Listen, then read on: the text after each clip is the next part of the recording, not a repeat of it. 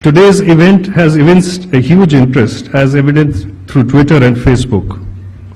Given the tremendous response from all over the globe, this event is being telecast live through the Titans Cup website set up by Bobby, as well as through indiatimes.com. For helping to take this event to the larger audience through the electronic medium, I must thank, amongst others, Rohit Bansal, Prasanto Roy, and Sanjay Sethi. This event is also going out live on Twitter, thanks to a young Stephanian, Yash Gandhi.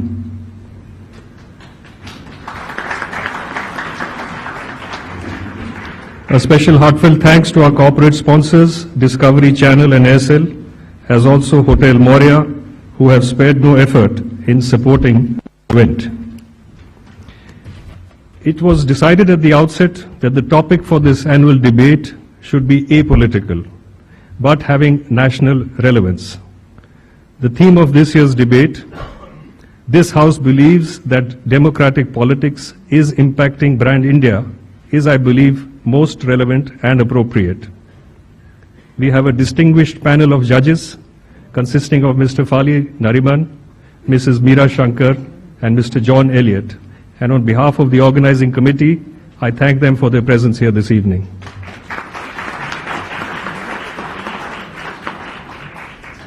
Representing St. Stephen's alumni and speaking against the motion are Mr. Mani Shankar Iyer, Member of Parliament, Theatre and Film personality Mr. Kabir Bedi, Member of Parliament Mr. Shashi Tharoor, and Mr. Vikram Chandra, CEO, NDTV. From across the road and speaking for the motion are Mr. Subramanian Swamy, Member of Parliament,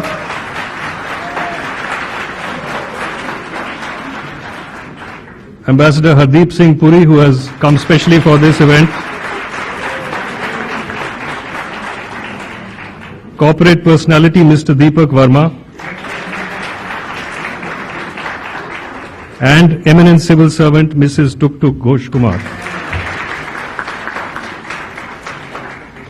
To moderate today's event and manage such a galaxy of heavyweight debaters, we have Mrs. Naina Lal Kidwai, CEO of HSBC, who has her task cut out for her.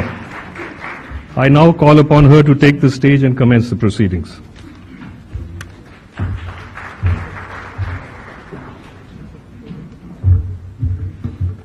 So welcome, ladies and gentlemen, to the Titans Cup. I'm honored to be the moderator today, and I'm mindful of this onerous responsibility. You should have seen how hotly every second of what those 20 marks that are going to be given for timekeeping and how that was going to be assessed was being discussed by the group. And I'm mindful that this onerous responsibility rests on my shoulders, basically because I didn't go to Hindu, I didn't go to St. Stephen's, but indeed I went to the best college, LSR.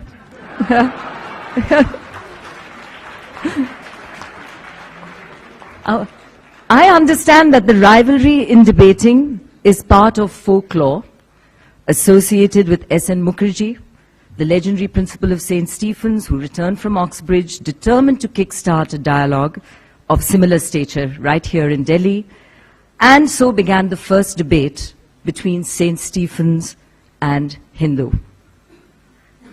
And there were many memories about the Mukherjee Memorial, which were actually being shared by the panelists, and a lot of warmth around that event.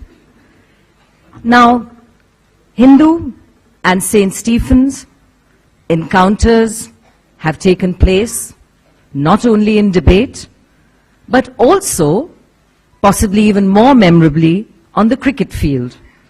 Both colleges have the distinction of producing test-level cricketers. It was during these cricket matches where sportsmanship and principled rivalry became legendary.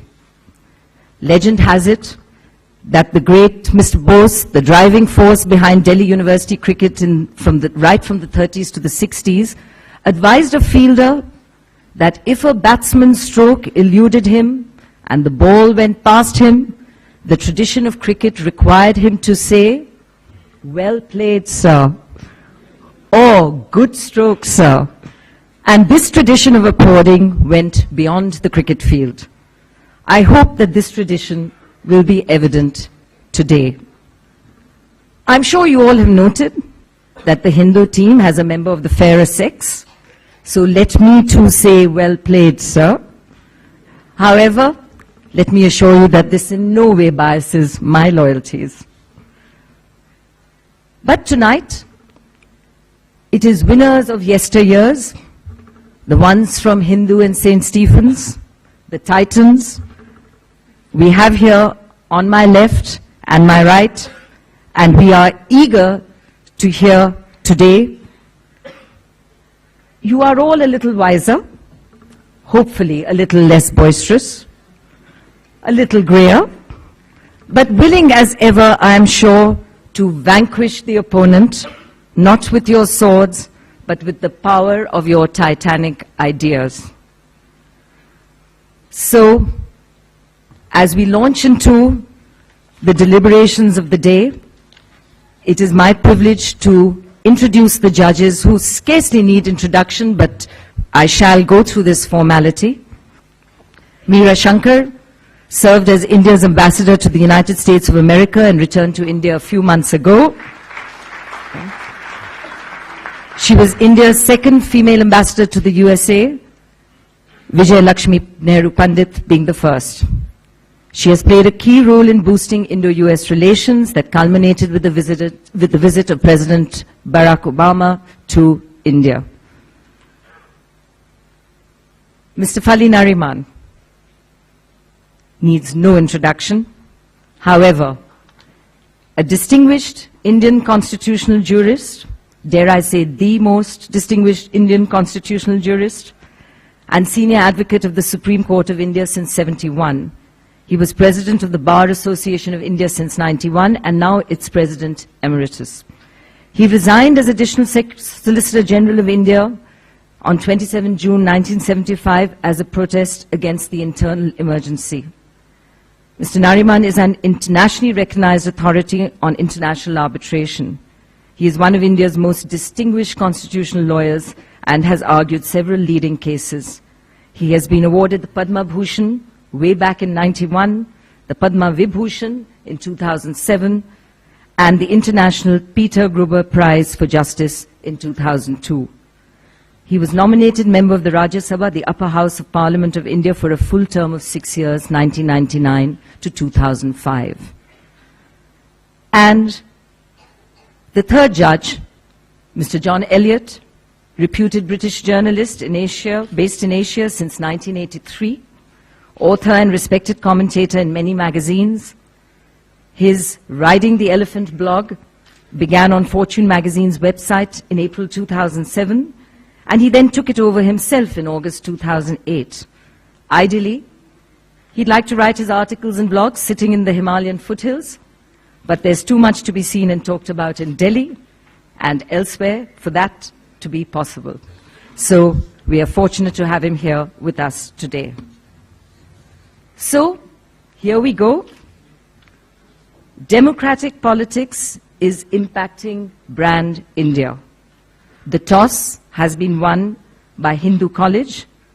So if I can introduce our first speaker today, Mr. Subramanian Swamy.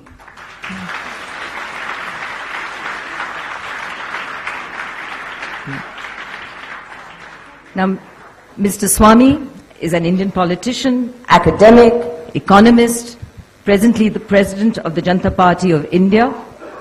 Dr. Manmohan Singh had recently stated that Dr. Swamy was the first to envisage and articulate the need for reforms in India. He has been in the news almost every day and requires no further introduction. Please welcome Dr. Subramanian Swamy. Over to you, sir.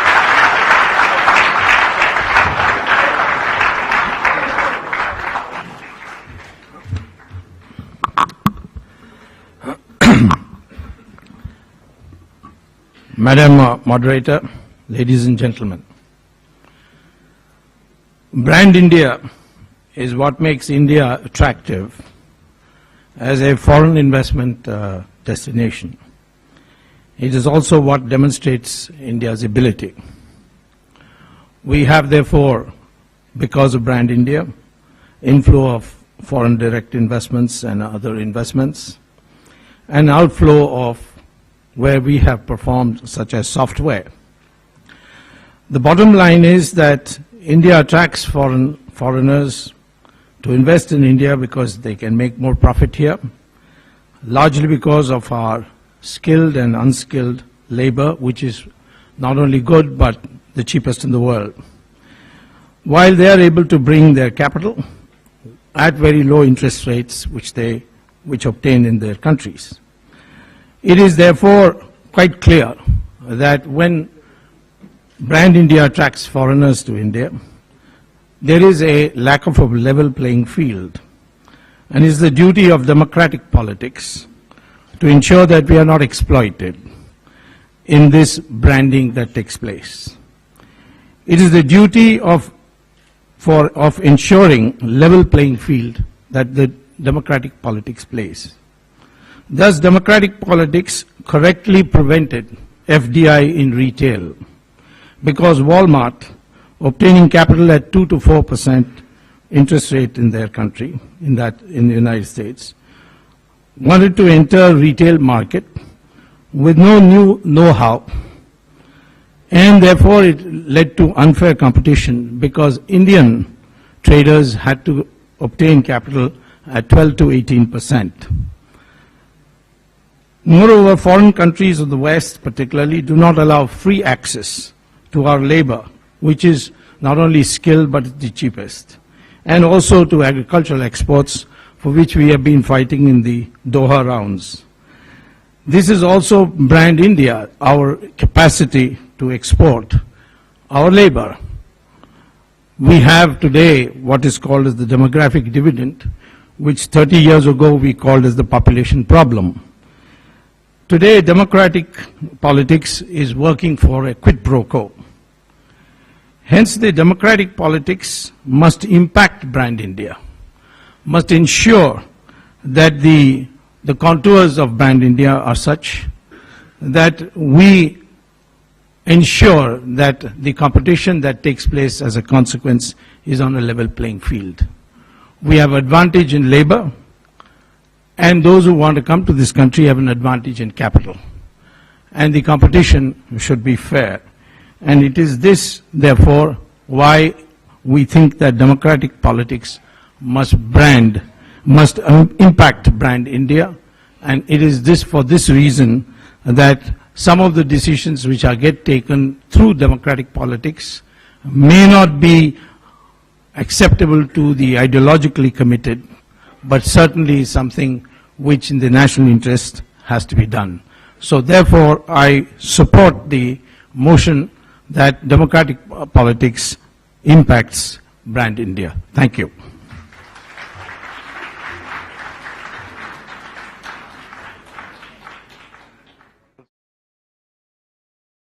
I must congratulate you for setting the stage for keeping well in time. Thank you. We will now have 2 interjections where you will be given a minute each to respond. So over to the other side. Questions? 2 questions. Mr. Swamy. Well, if I might ask the very first one, if the whole point of this debate is to ensure that democratic politics provides a level playing field between Indian entrepreneurs and foreigners who come into India, shouldn't democratic politics in India be far more concerned with providing a level playing field to different classes of Indians? And how can there be a level playing field for different classes of Indians when we are just informed that 20 years of economic reforms and allowing foreigners to come in has resulted in a doubling of inequality in Indian society? That's my question. You want me to answer from here? You have a mic. I have a mic, yeah, okay.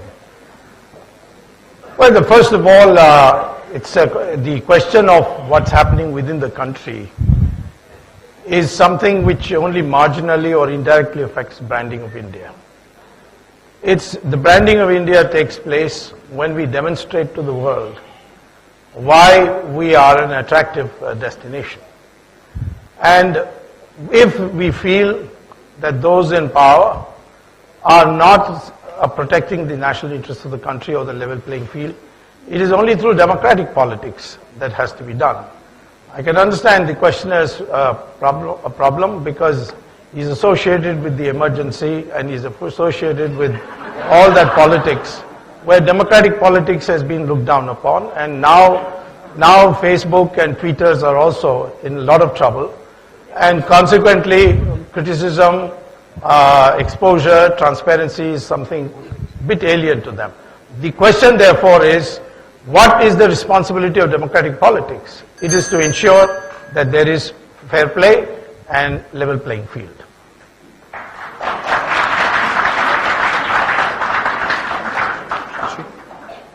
You have a second interjection? Second interjection, yeah. Well, I mean, the opening speaker essentially confined the entire issue of democratic politics to the resisting of FDI in retail. Surely one would have a concept of brand India that goes beyond any one issue. And the question to you, therefore, is, are you not aware of the other ways in which democratic politics... The mic is not working? Is this better? All right. Well, the opening speaker confined his definition of brand India to what makes India an attractive investment destination, confined his discussion of democratic politics to the resistance to FDI in retail. And my question to him is, isn't there more to brand India than merely the attraction of investment? And isn't there more to democratic politics than any one issue? After all, even the saga of FDI in retail hasn't yet played itself out. Democratic politics is not an event, it's a process. And the process is ongoing over a period of time. There might still be a different outcome in months to come. Well, perhaps my brevity might have derailed you a bit. But the fact of the matter is that I spoke about the branding of India should ensure that we get free access to our labor, just as we are expected to give free access to capital, that our labor is able to go abroad unfettered. So far, all discussions in the World WTO, the question of free movement of labor has been banned as a subject, and it has been held to be something which is contrary to immigration. Similarly, I said about agricultural exports, where Doha rounds this goes on and on. We are the cheapest producer of agricultural products in the world, but we are unable to export because of the barriers that have been erected. The same very people don't want barriers to be erected in India against foreign direct investment, even where we don't need it. So consequently, I have made a complete case, but perhaps I made it very briefly. Kabir Bedi, international actor, columnist, activist, and now producer. His career has spanned 3 continents, Asia, America, and Europe, in 3 mediums, film, TV, and theatre. Last year, by decree of the President of Italy, Kabir Bedi was officially knighted, the highest-ranking civilian honor of the Italian Republic, and bestowed the title of Cavaliere. Please welcome Kabir Bedi.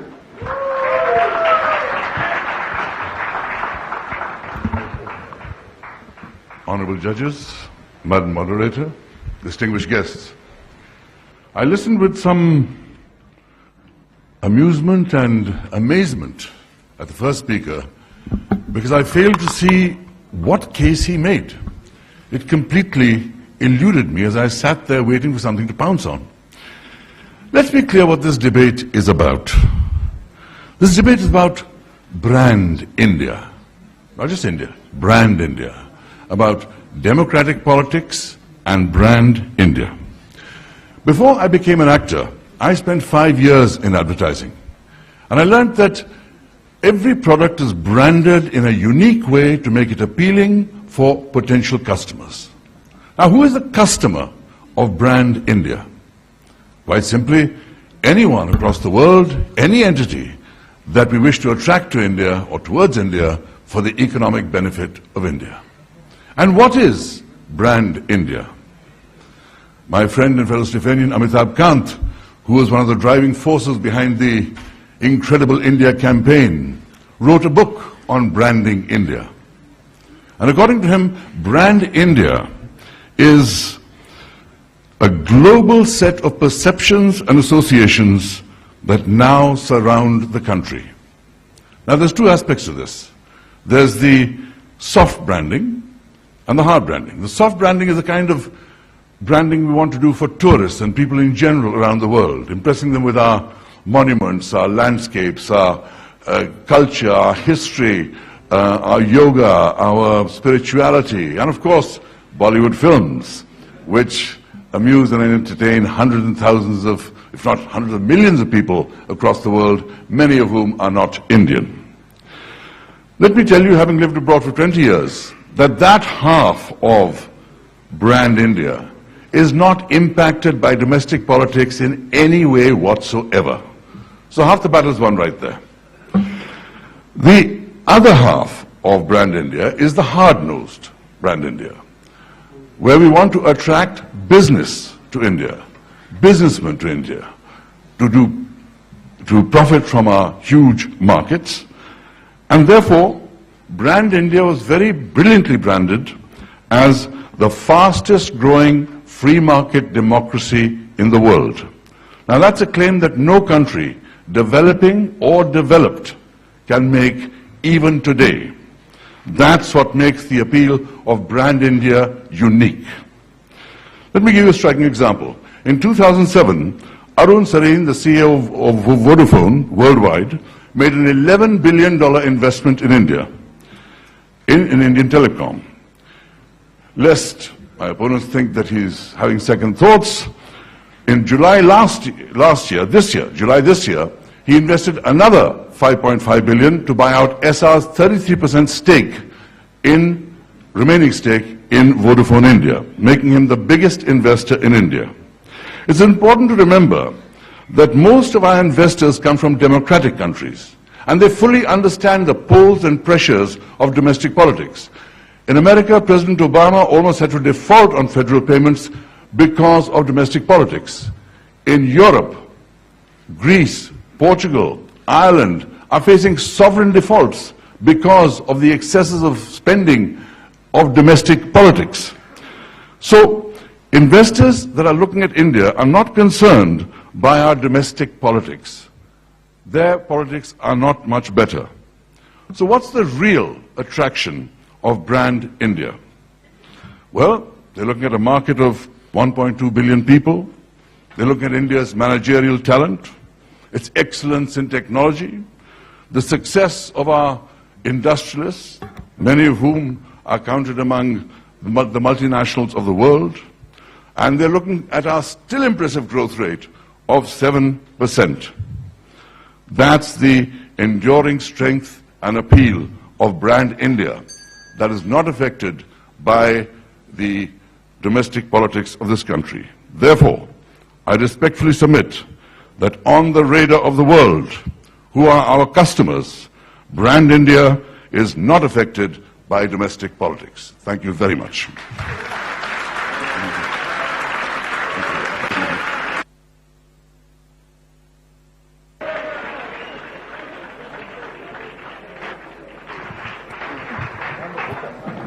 Okay, just to remind all, the bell, the silver bell is 4 minutes, the gong is 5 minutes, and the speakers can go up to 5 minutes. So you were well within time. Thank you, Mr. Bedi. 2 interjections from this side of the floor. Well, I think it's finally given me the permission. I would like to ask Mr. Kabir Bedi, Please. why and how you said domestic democratic politics have no bearing at all. Because I think you're delinking and giving India an almost schizophrenic persona, which does not sound very convincing. On what basis have you done that? Thank you. I didn't understand your question, madam. I'm sorry, but I was trying to tell you that you have delinked India from its image overseas. That's a very limited way of looking at the persona of India. Why have you done that? Madam, the debate is about brand India. It is not about India in general. It's about democratic politics, not about democracy in general. Democracy is always a huge plus. And that is why we call ourselves the fastest growing free market democracy in the world. That is part of the attraction of Brand India. I'm saying, as far as the motion before the House, that domestic politics does not impact Brand India, because it does not. They are looking at their own countries, and their politics are even worse.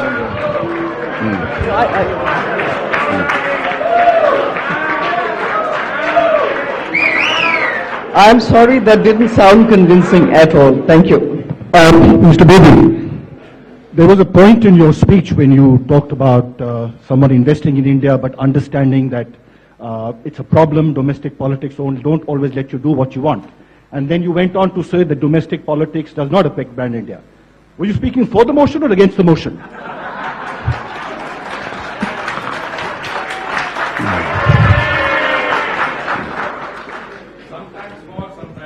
No, sir. My central point is... You hedged your bets.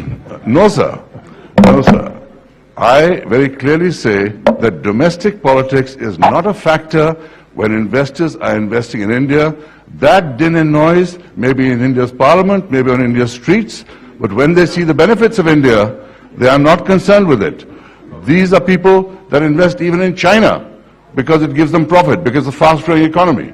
Therefore, domestic politics is not a factor in the question of Brand India. That's it. Thank you very much. I just want to add.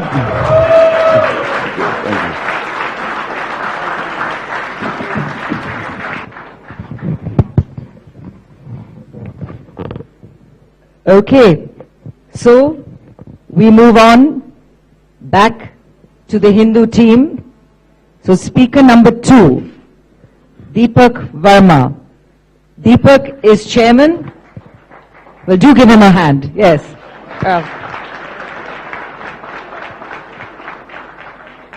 So Deepak is chairman of Sheffield Hayworth India, world-leading financial services executive search firm.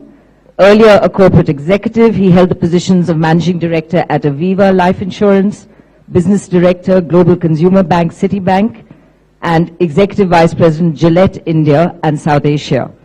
An MBA from XLRI and a BA honors in history from Hindu. He's a keen practitioner of yoga and avid golfer and enjoys traveling.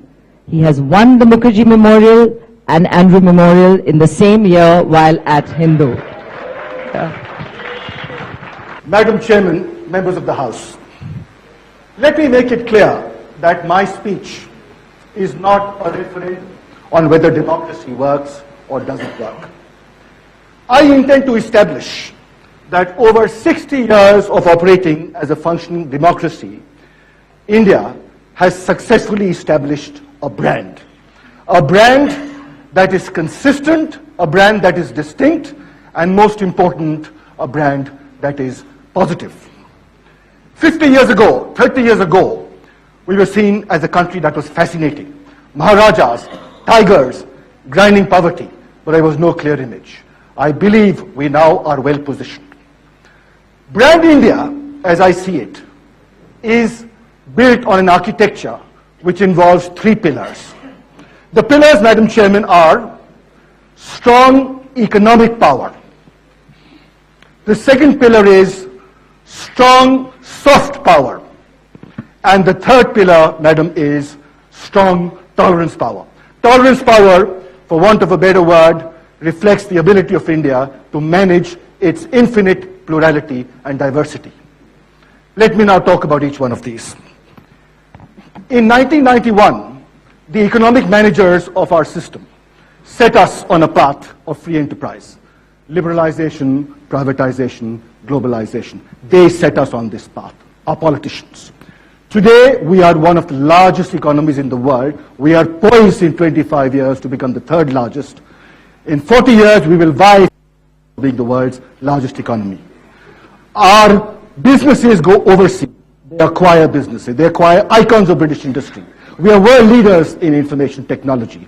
We have membership today in every major trading and economic bloc in the world. This is a consequence of the decisions taken by our policy managers. There are many people who say that we could have done more, that our politics of compromise, our politics of accommodation have actually held us back. To them I say that this is the very same set of politicians who ensured by cautious policies that we averted the Asian crisis of the 90s. We have stayed away. We have not been impacted by the collapse of Lehman Brothers, and today we are not in the sorry and shambolic state that many European countries we looked after. Brand India is healthy. That is the impact. The second aspect is soft power. Soft power, for those of you who do not understand the term, was developed by a Harvard academic, Joseph Nye. And it refers to the ability of a country, through its culture, its values, its ideas, to exercise influence on the world stage, to get the world to look at things the way that you want to do. India has enormous soft power. Militarily, and in terms of our size of our economy, we are much smaller than China. But if the truth be known, our culture is far more pervasive. Brand India, our people are known, our food is accepted, our religion is looked at and studied with admiration, our iconic sportsmen are admired. India is able to project its soft power because of its democratic system. Our democratic system, because it is open, allows the free flow of ideas, the free flow of information. We're able to travel abroad. We accept, we give. The world, Madam Chairman, is able to look into the soul of India, and it likes what it sees. The third aspect of Brand India is our ability to manage plurality and diversity. It's a well-known fact that India is home to an incredible variety of languages, cultures. There's incredible ethnicity. We have been home for 4 major religions. Yet we exist, and we do this successfully. Other countries have managed diversity. The US and the UK have managed diversity, but they started at much higher levels of education and economic development than we did. Our record on managing diversity is not perfect, but that is only to be expected given our history. We have the most volatile theocracy in the world on our left. We have flashpoints in Afghanistan and the Middle East. There will be aberrations, but that is what they are. They are aberrations. I must point out that I understand, like everybody else, that democracy is flawed. Every political thinker, from Plato right down to Friedman, has said that democracy has its flaws, and I accept that. We're happy. However, we deal with these problems, don't throw it out, deal with it, and that is happening. Brand India is strong. Thank you, madam. Sir, in ignoring the obvious negative connotations of the word impacting in the motion before the House, aren't you trying to argue for the other side, which is pretty much like running with the hares and hunting with the hounds? Sir, I must tell you that the proposition as defined is capable of being interpreted either positively or negatively. We may take the position that Brand India impacts the country negatively. We may take the position that Brand India impacts the country positively. I happen to have taken it positively because I believe that the positive connotations of Brand India, that the positive values are far in excess of the negativity.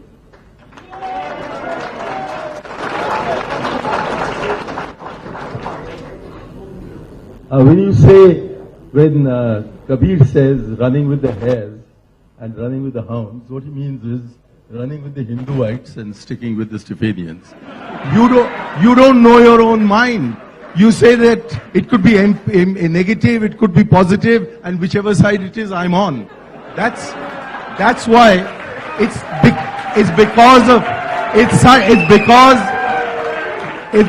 such confused thinking on your side of the road that the chicken had to cross the road.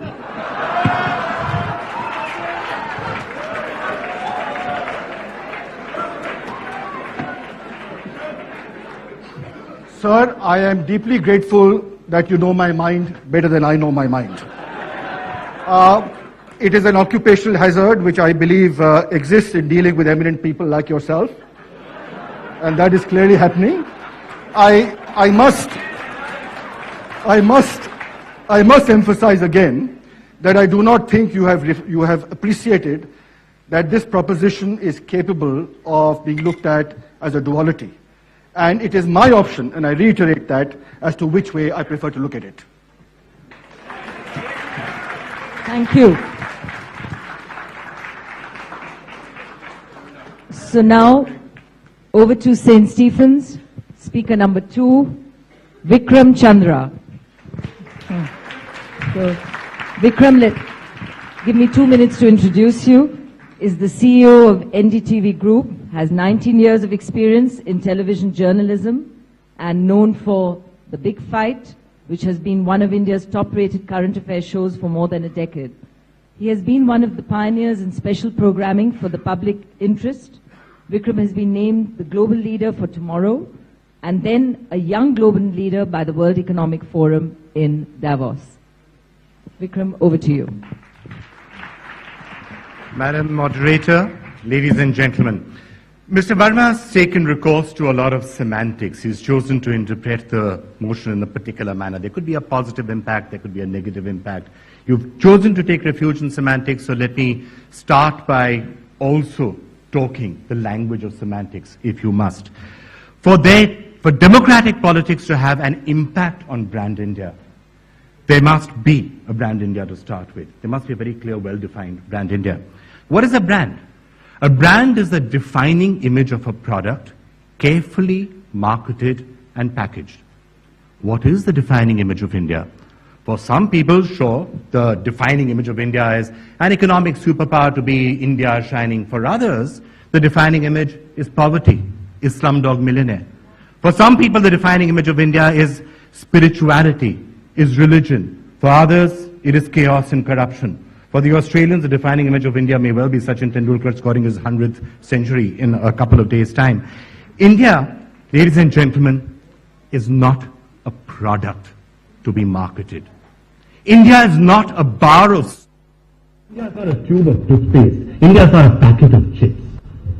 India is the most fantastically complicated, the most paradoxical country in some ways in the world. India defines any and all labels that you may choose to put upon her. You pick an image that you think is brand India. I will find you another image, the exact opposite, which is equally true for India.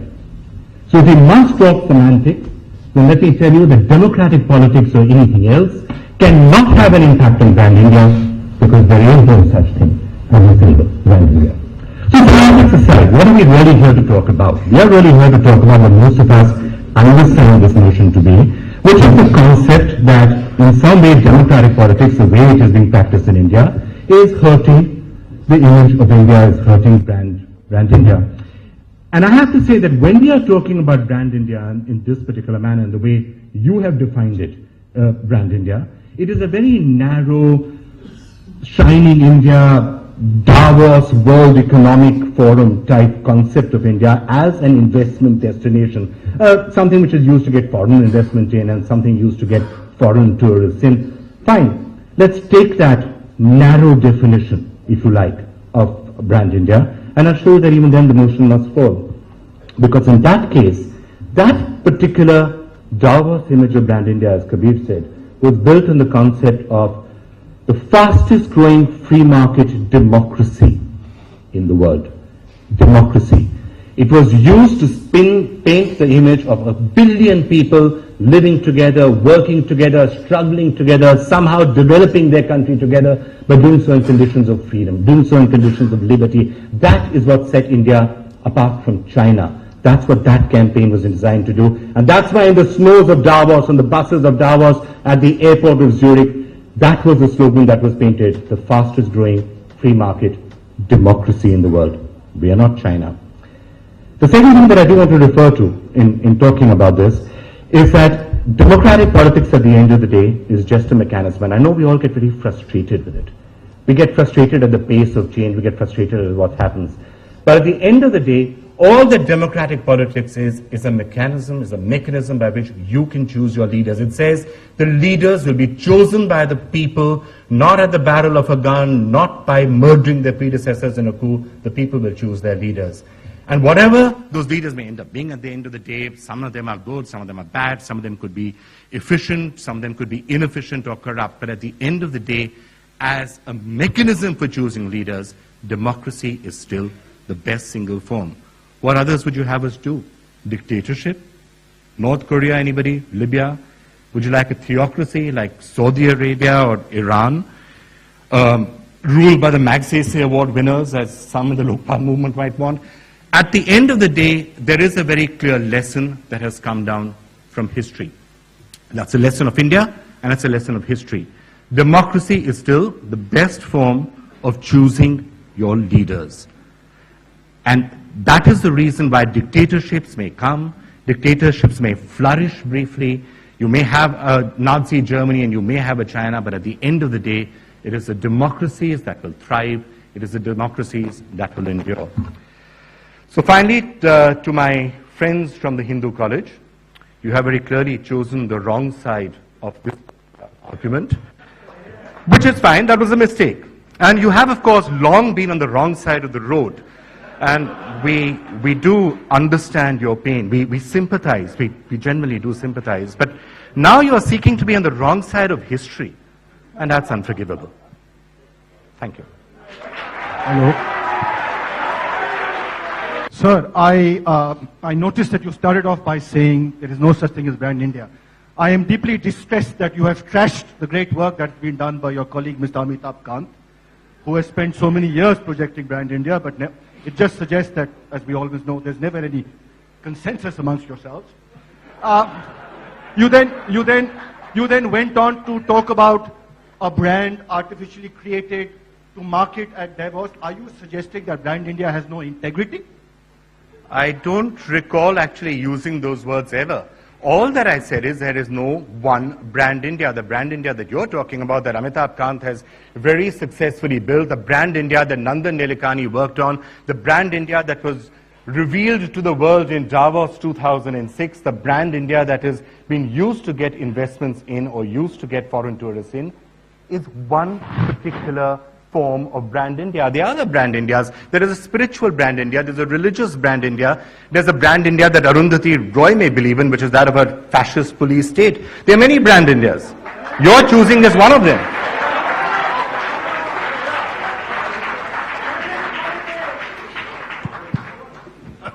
Second interjection. Yeah. Now I know why you are such a successful moderator, because you speak on both sides. You said that there is multiple brands, there's no single brand.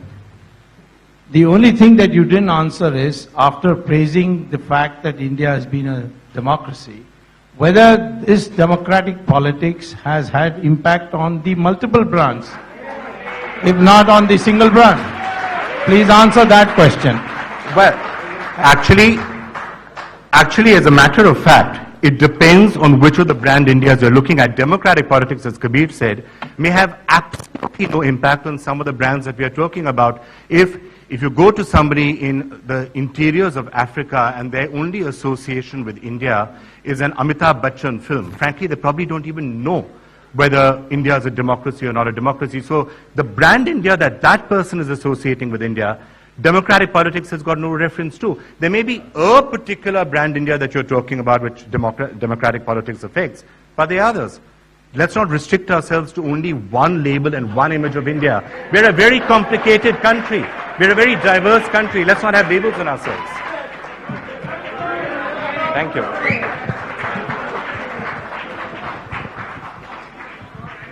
Okay, so we go over back to the Hindu team.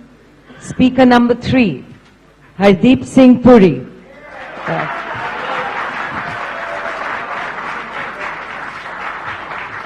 Hardeep is a 73 batch IFS officer who is, I beg your pardon, 74. He's younger than we thought. Yeah. Current permanent representative of India to the United Nations, He's flown all the way here to be with us today. He is also presently Chairman of the United Nations Security Council Counter-Terrorism Committee. I'm sure that will be helpful today. In August 2011, he was the President of the United Nations Security Council. He had done his graduation and post-graduation from Delhi University and worked as a lecturer at St. Stephen's College, Delhi.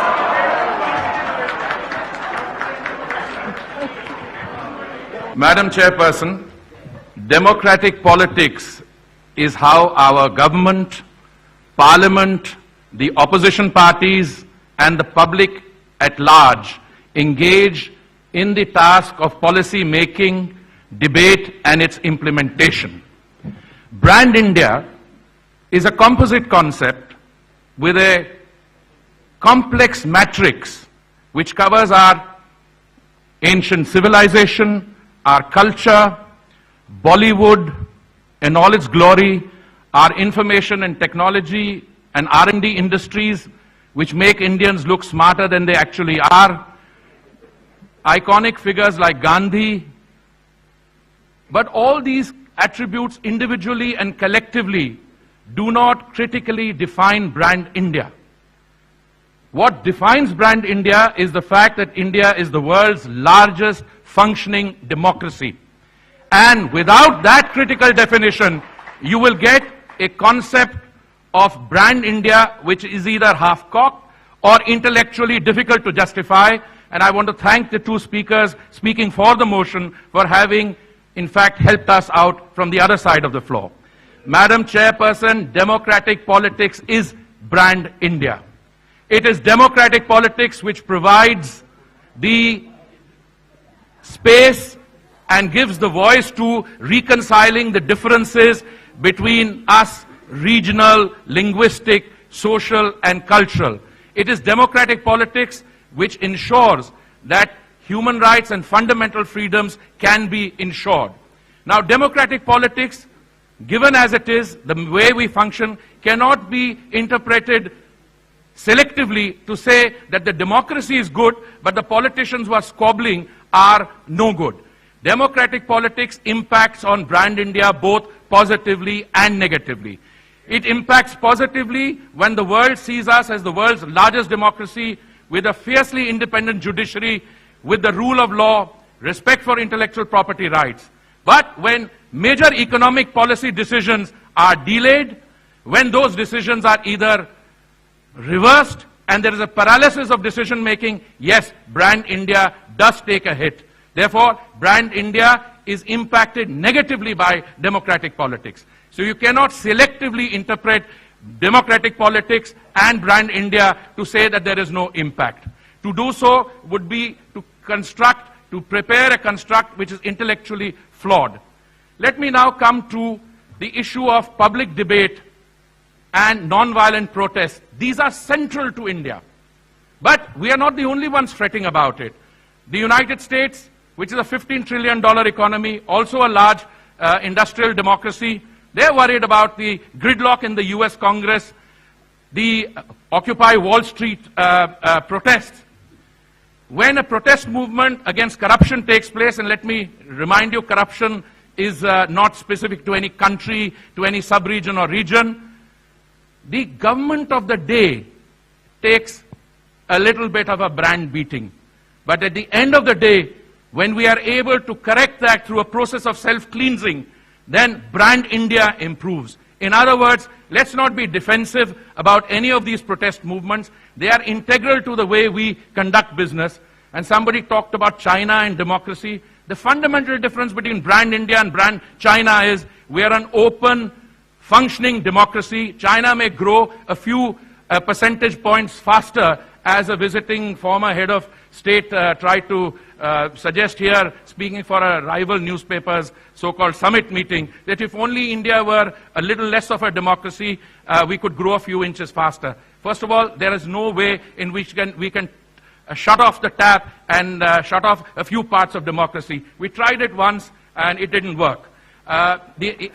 Similarly, unless, as Mr. Swamy said initially, unless you have a full debate on different economic policy issues, and you are able to reconcile the different competing interests, social and economic, democratic politics will be richer only when you are able to reconcile those interests. So my submission, Madam Chairperson, very clearly is democratic politics impacts brand India both positively and negatively.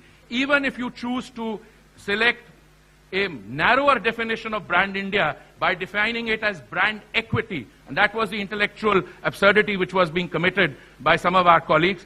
Brand India is not only investment and attracting foreign technology and investment. Brand India is much more than that. If it were anything else, you could then compare it to China. Thank you very much, ma'am. I think the proposition stands established.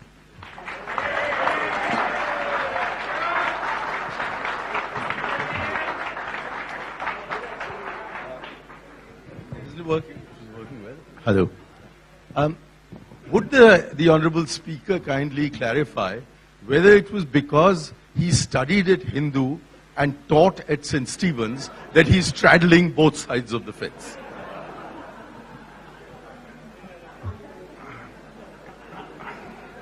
You know, on that, in that particular year, there was perhaps a deficiency in the teaching faculty of St. Stephen's College, and I had to,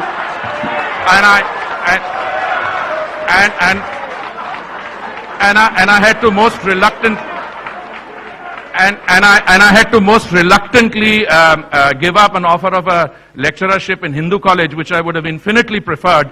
But you know, since this is a friendly setting, I accepted that offer. No, you know, to repeat across the road, I'm surprised they didn't mention the minced cutlets. Those were the only positive attribute there in the canteen. But in our time, the St. Stephen's College Union used to be called the St. Stephen's College Union Society, you know, because, you know, to take on the establishment, to take a position was found very difficult because in this highly establishment-oriented hierarchical structure that we had in Mission College then. That's what it was called, Mission College. Okay. Mr. Puri, if I could just ask you, a lot of effort is being made in recent days, and you would know about it, the Look East policy. And we are really working very hard to try and sell the brand of India in countries in Eastern Asia as the land where the Buddha came from. And that the Buddhist circuit is the reason why you should really come to India. And that's the most important brand of India in those countries. How exactly does democratic politics affect that? You know, democracy was first of all, I should like to remind the Honorable Speaker when he referred to Africa during his presentation and spoke about no one in Africa knowing brand India. I should have said that the iconic figure, Mohandas Karamchand Gandhi, is how Africa looks at the brand India. Insofar as the Buddha is concerned, you know, got enlightenment here, the message spread. But as I said, brand India is a complex matrix. It has civilization, culture, Ayurveda, yoga, and it has Buddha and Gandhi in it. But as I said, the central defining feature is democracy. It's the democratic politics. And brand India gains in Japan and elsewhere through the Buddhism. But that is not the defining feature. The centrally defining feature of brand India is democratic politics, good or bad, with or without our honorable members of parliament. Thank you. Thank you. Yeah.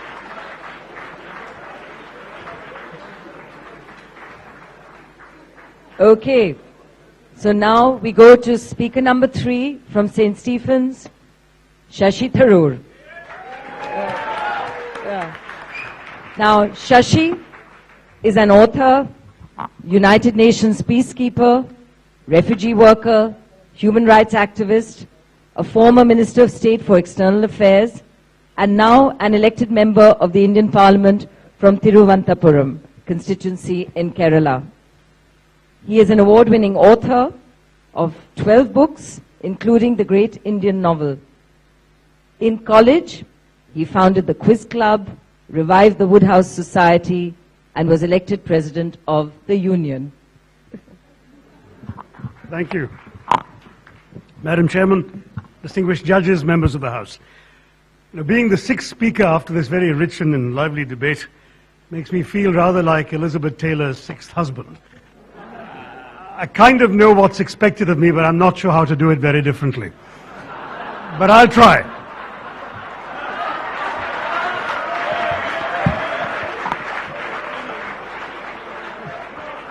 I'll try.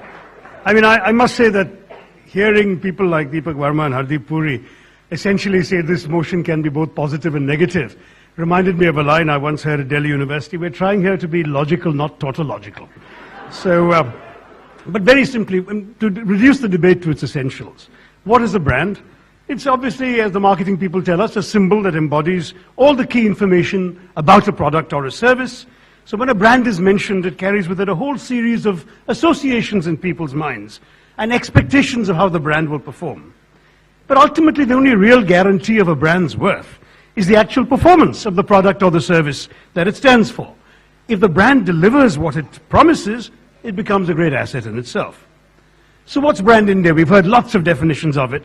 A country isn't a soft drink or a cigarette, but its name can conjure up certain associations. That's why our first Prime Minister, Jawaharlal Nehru, insisted on holding on to the name India in the Constitution in the face of nativist reassertions for Bharat, right? Because he felt that there was a brand that had been developed, a fabled land, India, the jewel in the crown of the British Raj, that he wanted to hold on to, even if he didn't use the word brand. Now, that then got transformed into the brand of Mahatma Gandhi, as we've been reminded. It then got tarnished, perhaps, by associations with poverty and various setbacks. It's now been revived again. And we've heard about the Davos slogan, fastest growing free market democracy. We've heard of the Stephanian Amitabh Khan slogan, Incredible India. All of this summarizes various aspects of what we want people to think of when they hear the word India. I think a fundamental part of this is the unparalleled diversity of India, the geographical diversity, the ethnic, religious, linguistic diversity, and this range of people, even though they come from colleges on both sides of a certain road, living side by side in relative harmony. That is part of Brand India. And Brand India's importance lies, frankly, in the fact that India's claims to any importance in the world of the 21st century lie in those aspects and products of our society and culture that are attractive to people elsewhere in the world. So that when we speak of soft power, as one speaker has already done, it's a right thing to do because we know that hard power can carry the odium of global public disapproval, whereas in the information era, our brand strength is indeed our soft power. That today's world is not about who has the bigger army. It's not the bigger army that wins. It's the country that tells a better story that wins. And what we've seen in the stories, even heard from the wrong side of the motion, have been stories that have strengthened the whole notion of what India is all about. A society with a free press, a thriving mass media.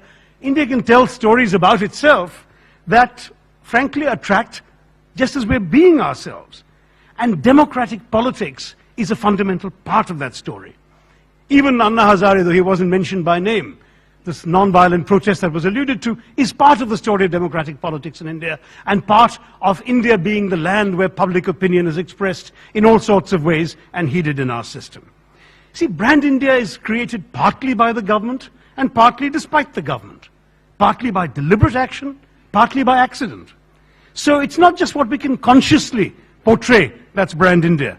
It's rather how others see what we are, who we are as a nation.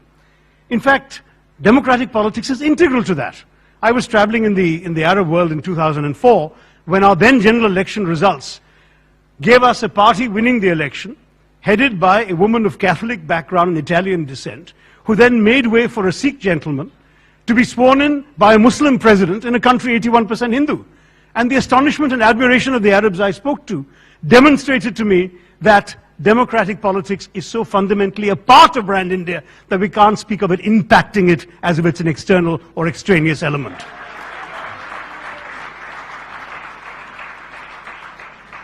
In fact, democratic politics can't affect Brand India, can't impact Brand India because it is part of Brand India. Undemocratic politics can affect Brand India. You have riots in Gujarat, or you have a member of the other side writing an article in the newspapers threatening to disenfranchise all of India's Muslims. That kind of undemocratic politics can affect Brand India. But ultimately, whatever happens in our politics, even if it's sometimes dysfunctional, the fact is the strength of Brand India remains that we understand that you can overcome differences of caste, creed, color, culture, cuisine, custom, costume, conviction, and still rally around a consensus in our democratic politics. And that's the consensus that in a diverse democracy like ours, you don't really need to agree all the time, so long as you agree on the ground rules of how you will disagree. That is the strength of Brand India. This debate is a reflection of that strength, and therefore I submit to you, you cannot have an extraneous element as democratic politics. It is central to what Brand India is all about, and therefore it does not impact Brand India. Thank you.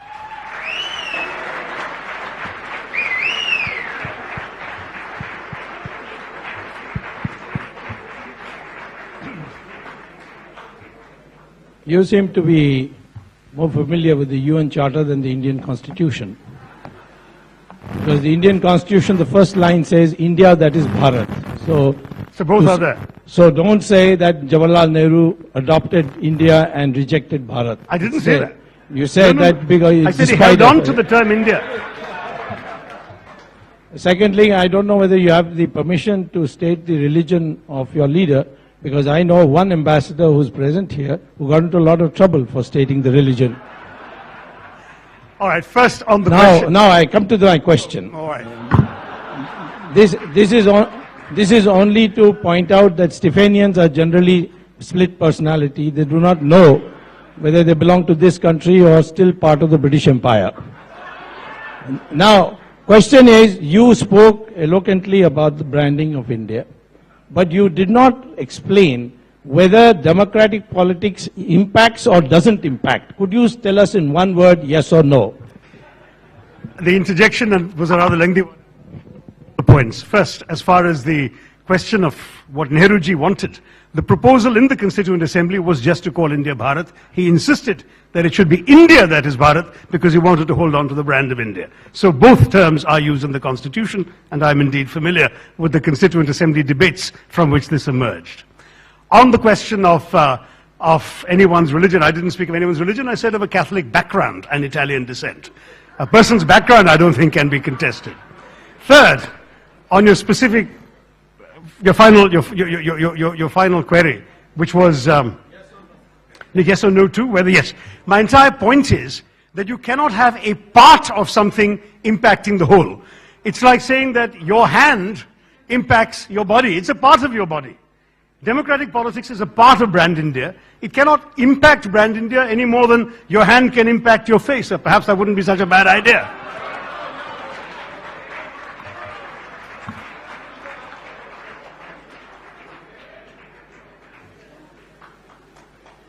The proposition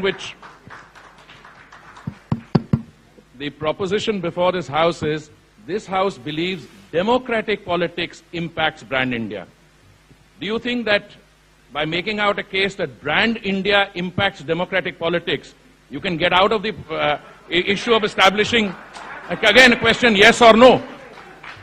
I've made it amply clear that because indeed Brand India has as an integral part of it the entire practice of democratic politics in our country, that to speak of democratic politics in the motion as if it is something extraneous like a meteorite impacting the earth, democratic politics impacting Brand India, makes no sense as a proposition.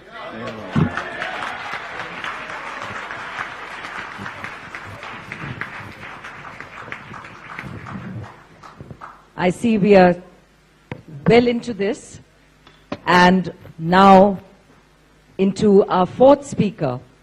So I shall ask Dr. Tuk Ghosh Kumar to take the floor shortly.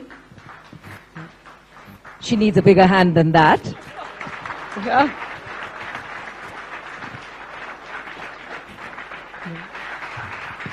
Now, Dr. Ghosh Kumar is a member of the IAS and is currently posted as Principal Secretary, Women and Child Development and Social Welfare Department, Government of West Bengal, Kolkata. During the 14th Lok Sabha, she was Principal Secretary to Speaker, Lok Sabha, Somnath Chatterjee. Her academic specialization is in ancient Indian history. She won the Mukherjee Memorial Debating Trophy while student of Hindu College, was a lecturer at Hindu too for a brief while. Dr. Ghosh Kumar, over to you.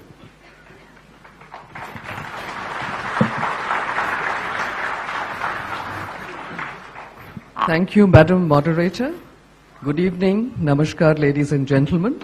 I know I am the least known amongst the luminaries in this hall, but well, that's the way it is. The Aam lady, the citizen of the country, Aam Janta, okay? So I think I represent the Aam person of the country, and I would like to put across what to me is brand India.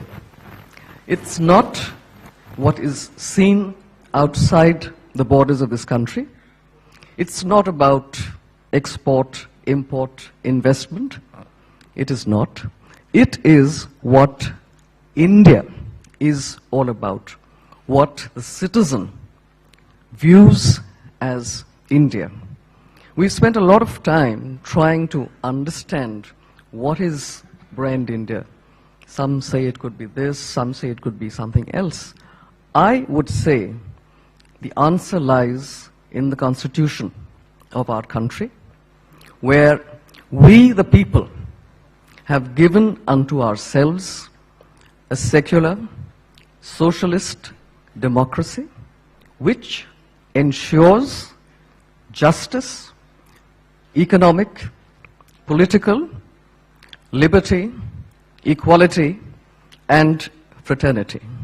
That, ladies and gentlemen, and members of the team from St. Stephen's College, is brand India.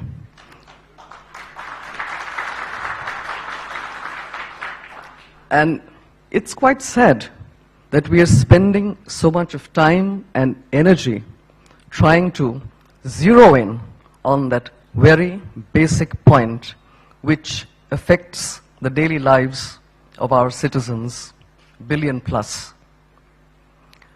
We have gotten into the habit of ordinarizing our citizens by calling them ordinary person on the street, the common man.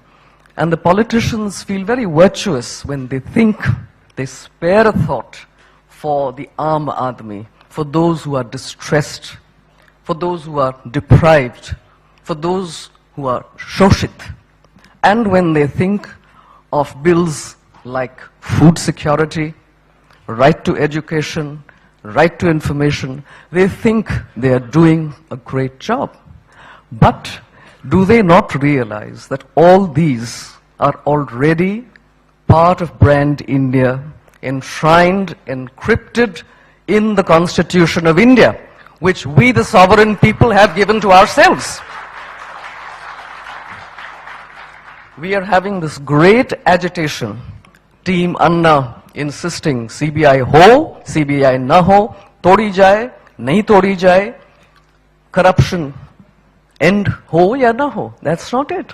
Is that one institution going to take care of this complex problem? Is this one bill of food security going to ensure a square meal to the poorest citizen of the country? Why have we not been able to do it? Why have the elected representatives who can justifiably claim to be the voice of the millions, the dumb millions, not been able to effect any change in the past 60 years? Why do we still have to compare ourselves with sub-Saharan Africa? That, to me, is how our democratic politics is impacting brand India.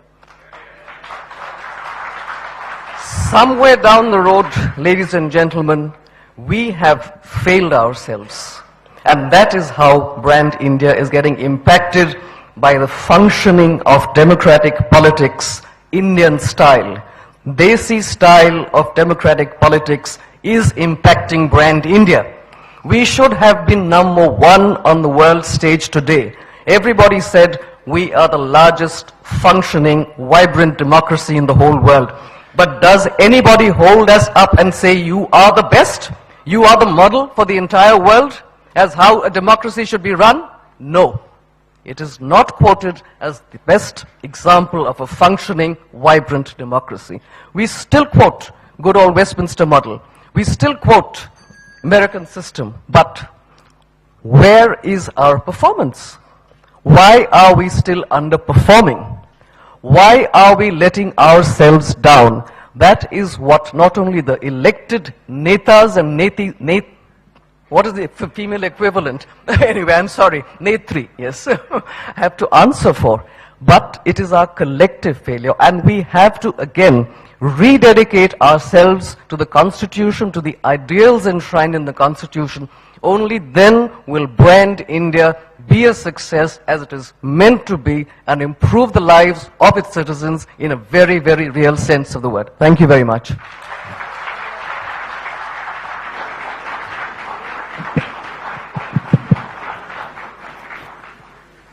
Given the motion that domestic politics is impacting brand India, don't you think it was fundamentally dishonest of your team to try and ignore the obvious negative connotation within the context of this motion to try and argue on both sides of it?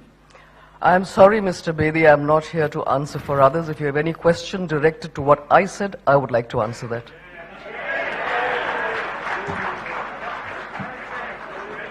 I did believe you're a member of the team. Well, I'd let that pass. I mean, I'd made the point, which I believe will be sustained by those who know what a concept of a brand is, that the performance of the brand is far more important than what it claims to be. You have read 2 lines from the Constitution and said that's the brand.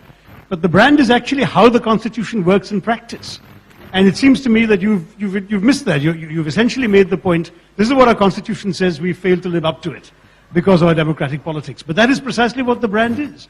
Your brand is not just an advertising slogan or 2 lines from a document.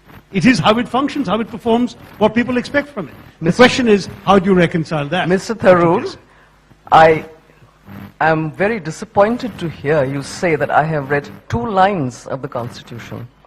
That is certainly not the case, and I object to that. No, you said read, and that is incorrect. Please withdraw that statement. And secondly... You cited or quoted... No, I did not quote, and I did not read 2 lines of the Constitution, Mr. Tharoor. And you are saying exactly what I said. I don't find any difference in what I said and what you're trying to say now. You're not able to make your point, Mr. Tharoor. I am not able to understand what you're trying to get at.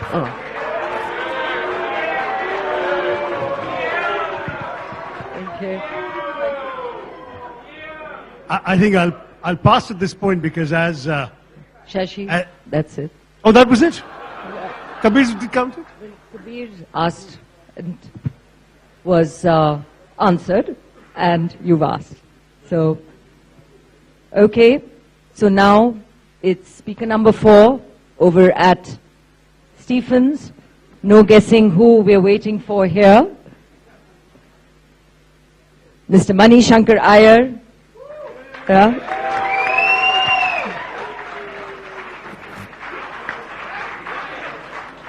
Diplomat, journalist, writer, political and social worker. He is a special invitee to the Congress Working Committee and a chairman of both the party's political training department and the Department of Policy Planning and Coordination. His special interests include grassroots democracy, Indian foreign policy, particularly with India's neighboring countries, and West Asia and nuclear disarmament. Over to you, Mr. Iyer. Madam Moderator and friends, I think our first speaker, Kabir Bedi, got it completely right when he said that a brand is a brand only if it is unique to that product. And as our second speaker, Vikram Chandra, said, India is not a bar of soap. It is a country diverse in every way, but unique in that every citizen is a citizen of a democracy. And so the only brand India is democratic India. For we are the only country in the world that came to liberation. There are about 150 of them since 1947, to have translated and sustained independence for the country into freedom for its people. And that is why Tuk Tuk Kumar, I'm afraid, is completely wrong in asking, in suggesting that democratic politics and people like Shashi and I only impact adversely on Brand India. For even if we do, I cannot see that the 3 dictators I've served under would have done any better. I, in the Foreign Service, had the unique experience of spending a year in Hanoi under the dictatorship of Ho Chi Minh, and then 2 years in Iraq under the dictatorship of Saddam Hussein, and then 3 years in Pakistan under the dictatorship of Ziaul Haq. It's left me a Democrat for life. And that is why I only find in our democracy an expression that can apply to all of India. For there is one vote for everyone, and no more than one vote for anyone. But in every other respect, especially in the economic dimension, a few have many notes, and most have almost no notes. There cannot be a brand India, there can be a brand Ambani, but I cannot see a brand India which is uniquely counted in terms of the number of private Indian aircraft that are parked at Davos. Ours is a country where, yes, there are dozens of Indian aircraft privately owned which are parked at Davos, but India is also the country where 80% of our people live on less than 20 rupees a day, where 47% of our children under 5 suffer from severe to moderate malnutrition, where we have one of the highest infant mortality rates in the world, matched only by one of the highest maternal mortality rates in the world. Our people are so hungry that according to the FAO, we add more hungry people to the world's hungry people than the rest of the world put together. Therefore, please do not equate brand India with a private mansion of 27 floors. There is more to India in the economic sphere than any single brand can encompass.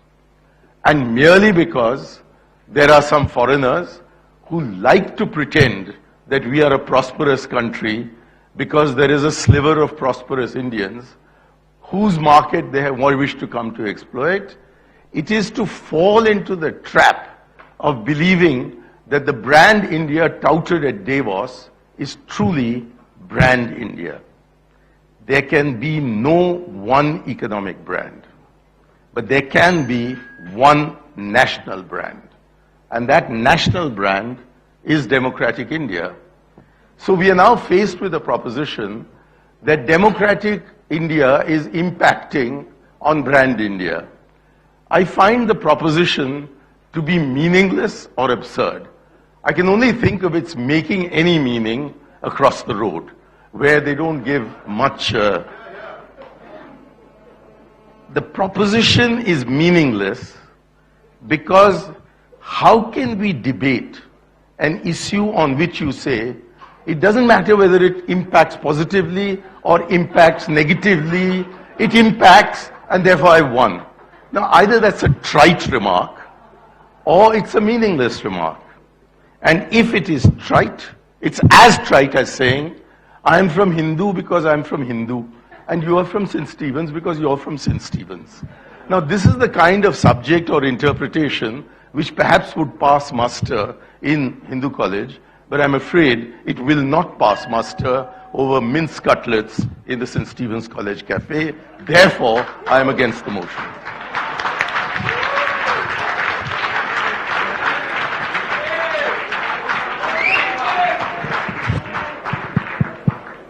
I think this.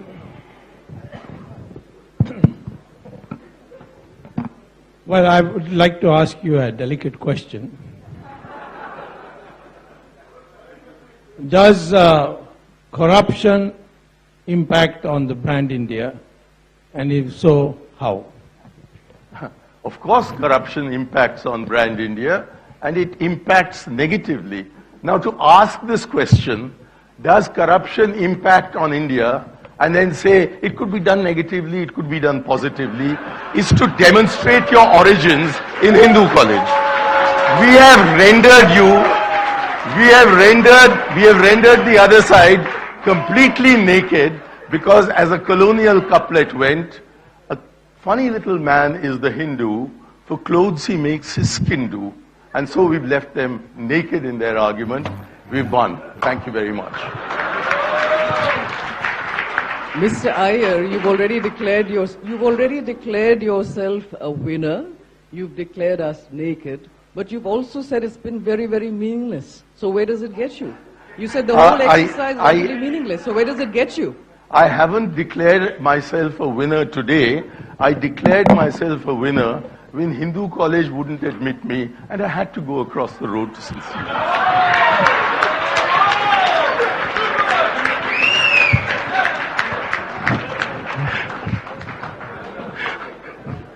Well, that brings us to the end of a scintillating discussion and some great repartee. We will now leave the judges to make their choice, and while that is happening, we have some time for audience participation. So I do hope you have some questions, and what I would ask you to do is to put your hands up and make sure you direct the question ideally to a person, because that would make it easier for the answers to be coming. We also have a number of questions that have come to us off the Twitter feed, and I would like to maybe start with that while you're getting your questions together. So, starting with a question from those who said yes.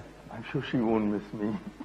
Why is it that democracy has become the sole basis of corruption and lawlessness, which has no doubt impacted brand India? So I'll repeat that. Why is it that democracy has become the sole basis of corruption and lawlessness, and that which has no doubt impacted brand India? Yeah. Corruption is not the monopoly of any political system. Corruption is not the monopoly of any political system, any country, any sub-region or region. It is endemic everywhere. Now for the honorable gentleman to, or an honorable person to inquire, why has democracy allows corruption, but democracy also has inbuilt systems for self-cleansing, and when you are able to correct that, as I said, the government of the day may look a little low at that point of time, but the brand gains by the self-cleaning, and I would much rather have democracy dealing with corruption rather than totalitarian societies where you can you can lock up your opponent and bring sodomy charges against him after he appears on the cover of Time magazine.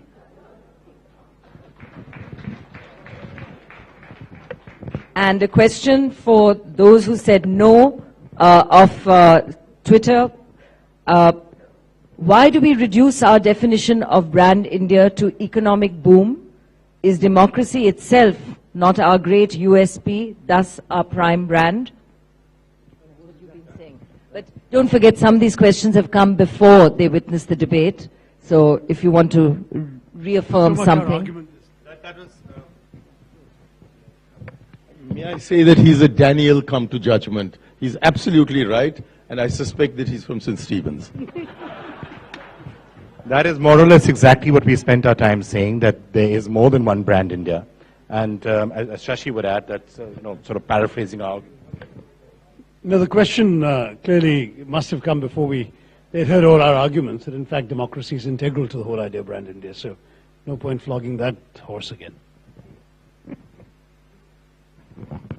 All right, so audience, I see hands up. Can we start? Have you got mics there? Yeah. So where are the mics right now? That might help. So let's go with the one in front right now. If you could introduce yourself. Hi, my name is Anu Bhargav, and I'd like to direct my question to Mr. Kabir And Bedi. which college? I come from Hindu College. I was fortunate to go there. That's your only claim to fame tonight. Which college? Hindu College. You very articulately, divorced and delineated democratic politics from brand India. And you gave an example of Vodafone and their investment strategy in the country. My question to you is that if there is absolutely no link between both, then why over the past 4 to 5, 6 months is our currency the worst performing, our Sensex the worst performer among the BRICS country grouping? And if you believe that's an aberration and not an effect of democratic politics, what is your justification for that? You know, when I hear the Hindu team, I'm inspired to take my inspiration from Art Buck and change things to say, debating has changed of late, which makes me peaked and sad. No longer can I separate the good lies from the bad. The basic issue, as far as all the outflows that are going out in the stock market that's falling, the rupee that's falling, none of that is a result of domestic politics. It's all due to the economic situation worldwide. It's an economic issue, not a political issue. Thank you. Okay. We'll take this question from the front again. Good evening. My name is Tanuj Kumar, and my question is to Mr. Shashi Tharoor. Which college? No, I'm on a gap year from Doon School. Well, all right, go ahead. Mr. Tharoor, you said that democracy is an intrinsic part of brand. So isn't it all the more reason that it can impact brand India? My point is you can't make a distinction between brand India and democratic politics, because democratic politics is integral to what brand India is all about. So the notion of an impact is something from the outside that impacts something else. And though the proposition, as you know, was argued on both sides, where they said positive impact, negative impact, everything is fine, the problem really with that argument is, it's like saying, you know, the sun affects the weather. Of course we know the sun affects the weather. The question is it positive? Is it negative? What kind of impact? Is it, if the sun is part of the weather, and there is no weather without the sun or whatever, then you have a different case. So what I was arguing very simply was that democratic politics is so much a part of what brand India is all about, that whatever happens in democracy, good or bad, confirms what the world expects of our brand. In other words, let's say we have extremely successful, effective politics that does wonderful things in the country. That's part of our brand, it's India being a democracy.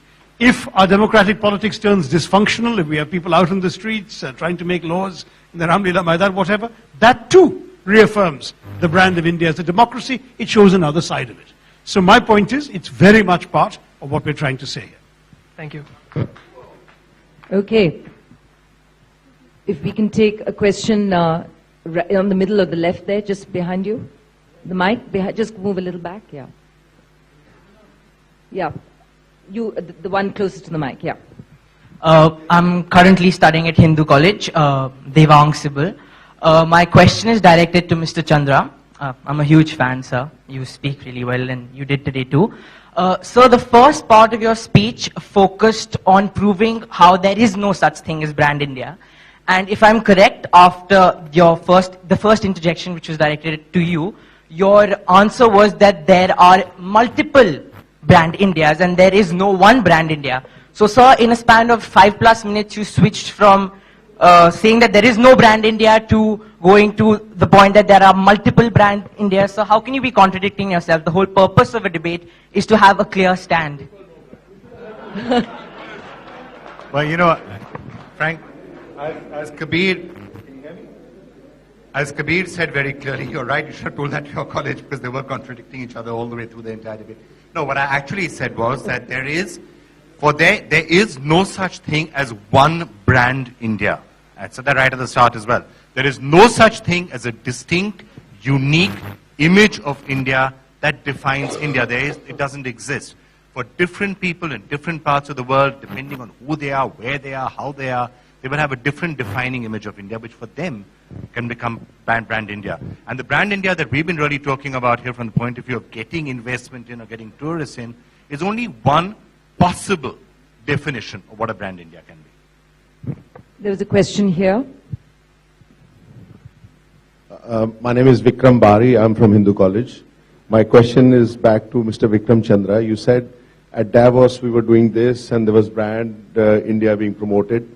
Now, had not democracy allowed Indian media to say what it did say about branding India, it might not have been possible. So, like the Hindu team pointed out, that the government or democracy which lets you even say that there is brand India. So how can you de-alienate democracy from brand India? Who's de-alienating? In fact, I spend a lot of my time saying that democracy is still the best form of government which there is. Who wants any other form of government? What is the price that you're willing to pay for liberty? What's the price you're willing to pay for freedom? So that's very much part of what we said, that even in that narrow confine of that one definition of brand India, which is getting investment and the rest of it is, democracy in that particular context does not hurt because it helps. I said on that one narrow definition. All right. I'm afraid we have to wind up now, so thank you for that. I wish we could take more questions, but we do need to move on for the rest of the evening. So over to Gitanjali. Our request, Mr. K.M. Matthew, Bursar, St. Stephen's College, to read out a message from the principal, Reverend Valsan Thampo. I stand here on behalf of the principal of St. Stephen's College, Reverend Dr. Valsan Thampo, who had to be away from the city to attend to some very urgent work back home, which has been postponed for quite some years since he took over as the principal of St. Stephen's College.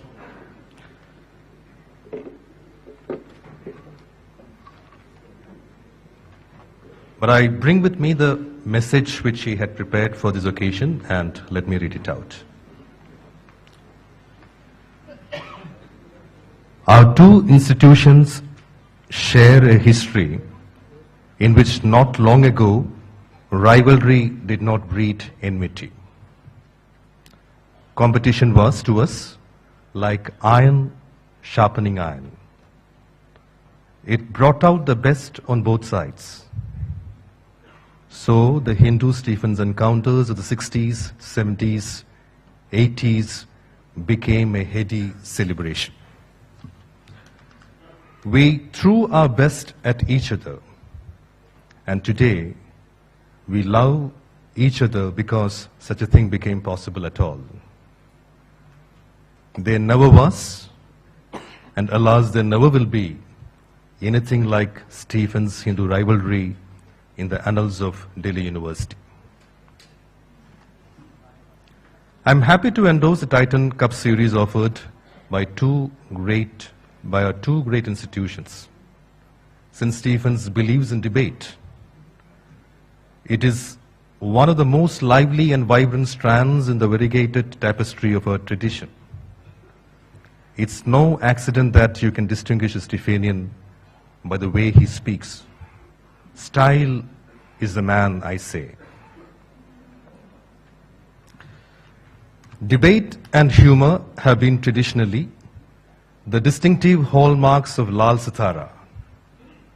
Both have, alas, also esoteric flavors. What is esoteric could be offensive outside its charmed circle. Hence, it is that nuggets of Stephanian humor, Shashi Tharoor's cattle class, and flashes of Stephanian oratory, Manishankar Iyer's silo, at times unnerve the uninitiated. But the Hinduites of yesteryears are the initiated. I'm confident hence that the Titan Cup will deliver and won't need any cesarean section. The high art of debating appears to have fallen on evil days. We debate because we belong together. If so, we need to listen to each other. Listening, not less than speaking, comprise the richness of life. We rejoice in every opportunity to listen to each other because we cherish each other. This expansive kinship is also the soul of a democratic culture. Fostering a sense of holding and belonging together is the essence of democracy. That being the case, I wish the Titan series inaugurated today, stamped as it is with our faith in the culture of debate and democracy, develops into a sustained symbolic message to the nation at large. But the venue of this event I do not endorse. It would have been far more worthwhile for this event to happen in either of the two colleges. I hope very sincerely that at its next edition this debate will stage a homecoming. So 3 cheers to Hindu College and an equal number of cheers to St. Stephen's College.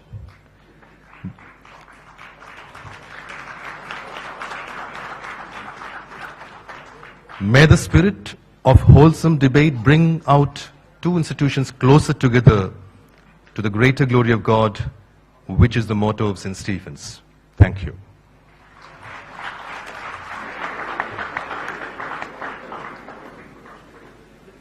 Thank you for that message, sir. Now I would like to invite our Chief Judge, Mr. Fali S. Nariman, to kindly come to the stage and summarize the judges' views and announce the winners.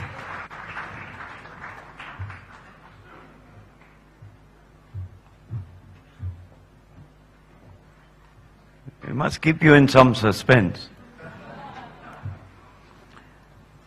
We'd love to say that neither side wins, but that brand India wins. But we have to choose. It was a remarkable performance, I must say, by all these fine human beings, invigorating good fun, great humor. And if you ask me, here is the intellect of India. This is brand India, so give them a big hand.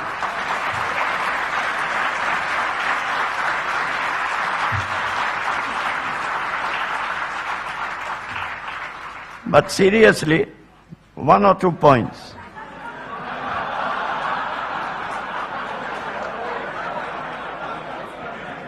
You must say it gently, persuasively.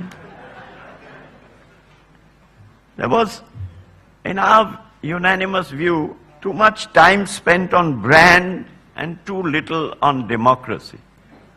I wish a little more, we wish a little more time was spent on democracy, because if we don't instill these thoughts in the younger generation, and we are 65% under the age of 35 here in our country, then there's going to be a great deal of problems. It was fascinating to hear on both sides about brand India in democratic India, as they like to call it. What would it have been like in autocratic India? Nobody ventured a guess. Because brand India, you must remember, and you must never forget your history, took a break in those couple of years, in our 60+ years, between June 75 to March 77. And all of us owe it a duty to young India that we should never forget that. As a matter of fact, the most fitting comment on the events of 26th of June 1975 was to be found in the Bombay issue of the Times of India of June 27th, Times of India, who has sponsored this. It was not in the editorial columns, it was not in the news columns, it was in all places in the obituary. Under deaths there was a reference to a Mr. D-ocracy, D''ocracy, and for those who could not spell, his initials were given, D-E-M, Mr. D''ocracy, D-E-M, son of L.I. Bertie and T. Ruth, brother of faith, hope and justice, expired on 26 June 1975. That's all it says. You must never forget that. The censors were aghast. They never thought of superintending the death columns. The contributor was never discovered. The management started an investigation into this lapse which became the talk of the town, but how it ended no one knows. I like to think that it was the still small voice of the people that spoke defiantly before being silenced. With a few exceptions, that voice was not heard till March 1977, not heard in many of the great institutions of our democracy. It was in the third week of March that Mr. D''ocracy was resurrected from the dead, doctored back to life by members of a political party, most of whose leaders had only just been released from jail. Think of it, ladies and gentlemen. It is because of them that we can have these debates so freely. It is because of them that our press today is what it is. Our media is what it is. And Vikram Chandra can say exactly what he likes on television because of that. It is a great triumph, actually, of democracy that we are witnessing today. And that is why we'd like to congratulate all our participants here for an excellent performance. There is just one thing, that judges are unanimous in their conclusion that Manishankar Iyer is understandably incorrigible. And Subramanian Swamy is politically intractable. So now I suppose we'll have to announce it. We can't keep it pending anymore. Oh, I've forgotten what it was. Yes. For the more eloquent, the more coherent presentation and for their content, we award the prize to St. Stephen's.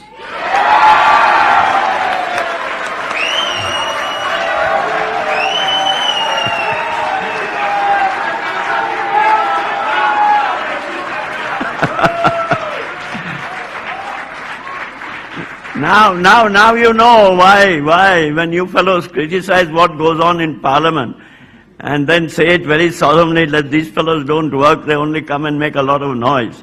And that's exactly what you did. The Palm d'Or, or the individual prize, goes to Deepak Verma.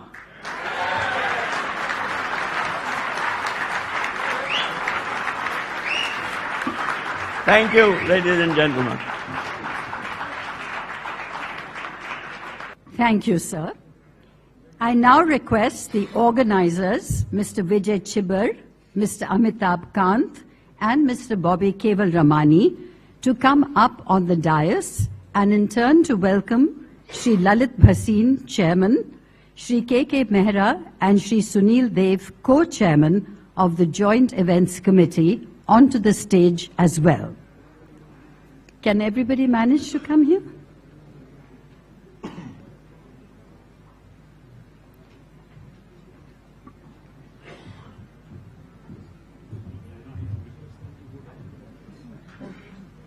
Maybe request the speakers to please go down into the audience. Thank you.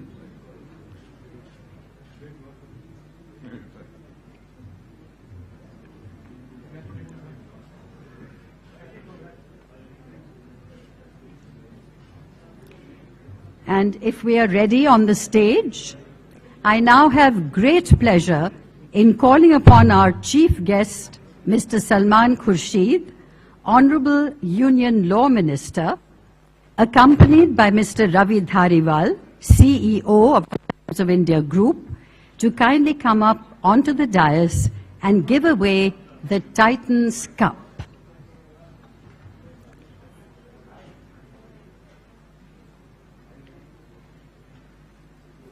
So can I invite the winning team to come and accept the Titans Cup?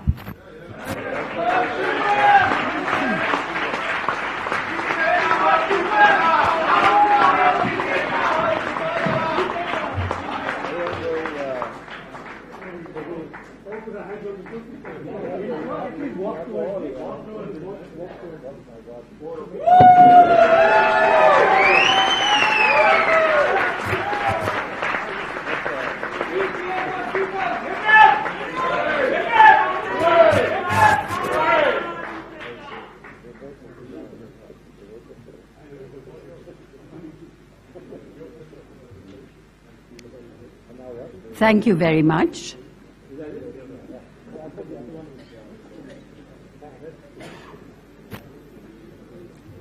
I now have the privilege of inviting our guest of honor, the Chief Election Commissioner of India, Dr. S.Y. Qureshi, to please come up to the dais and give away the prize for the best speaker.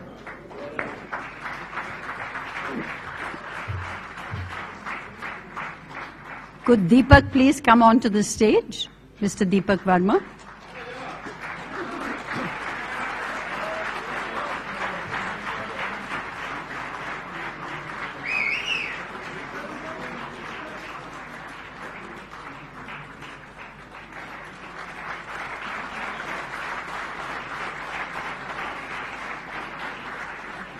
Thank you very much, sir. I now request Mr. Rahul Johri, Senior Vice President and General Manager, South Asia, Discovery Networks Asia Pacific, to kindly present mementos to the judges. Sir, Mr. Fali S. Nariman, would you please come to the stage?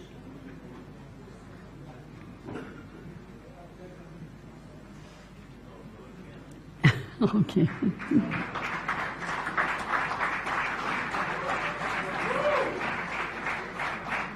A memento for Ms. Meera Shankar.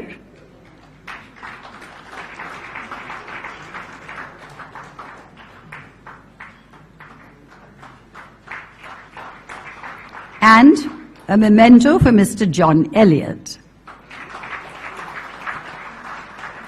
And not to be forgotten, a memento for our most able moderator, Ms. Naina Lal Kidwai.